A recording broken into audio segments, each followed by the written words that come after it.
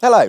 Last week we looked at a road in Cambridgeshire that was forced to close for 85 days because it was underwater. Well, the road that we're looking at today can top that, having been closed since February 2022, but not because of flooding, it's because the road has collapsed somewhat. I'm in a place called Lyneham, which is found in Wiltshire, and the road that we're looking at today is the B4069, which is sometimes referred to as Lyneham Banks. It's not a particularly long road, running for about 9.5 miles, starting in Lyneham and ending in Chippenham. However, it also starts in Chippenham and ends in Lyneham.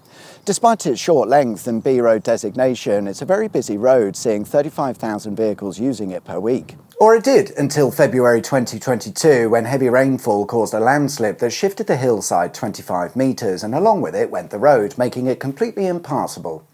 It would seem that this area has a bit of a history of shifting land, but until 2022 it hadn't caused much of a problem. But it's been suggested that over the years the ground underneath the road has been getting progressively weaker, and an increase in groundwater or rainfall seemed to accelerate the problem until it all gave way. Oh, and maybe, I don't know, probably a coincidence, but some demolition and construction work happening right next door might have also contributed to the problem. The work they were doing started right about the time of the land and roads collapse, so... At the time of filming, the road is still closed, and it's likely to be closed until 2025, which must be a bit annoying if you live in the area because the diversion route they've set up is a bit of an arse. Let's say you live just outside of Lyneham at Dauncey Lock. What was previously a quick trip into Lyneham is now a 5-mile trip around the back roads.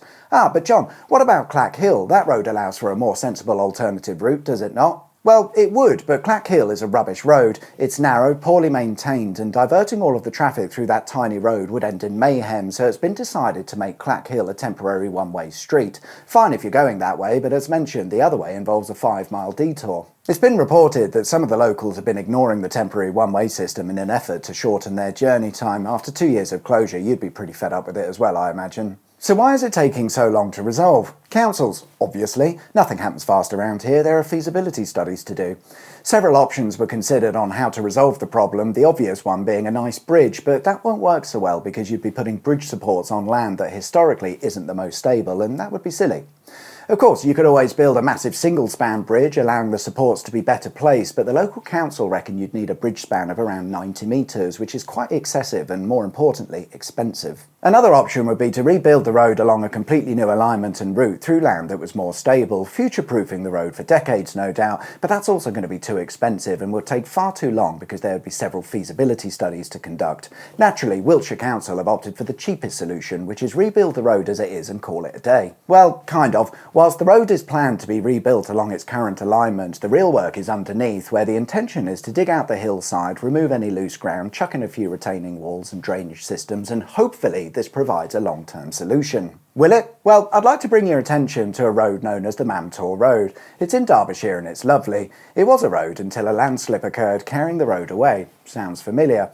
The road was closed and repaired 6 times over a 60-year period, and nothing helped, and in the end they gave up and the road was abandoned in 1979, having no doubt spent millions of pounds for nothing. Now that was some time ago, I admit, and our construction methods are surely more sophisticated, but in the case of the Mtor Road, nature prevailed, as is usually the case, and I can't help but feel that this might be the start of a similar situation for the B4069. The repair works are due to start around now actually, springtime 2024, and they estimate works will continue until early 2025, at which point the road can be reopened. The cost, at the moment, is suggested to be around £5 to £6 million, but shall I just call it now and say that the price is likely to go up? It usually does, doesn't it? And that's assuming the work they do survives that long. Another bit of heavy rain and it could wash away all of their hard work, resulting in them having to start all over again. For now then, the road remains closed and we're just going to have to be patient whilst the repair works are carried out. We'll be sure to check back in 2025 to see if they got the job completed on time. That would be a first, wouldn't it? Thanks for watching.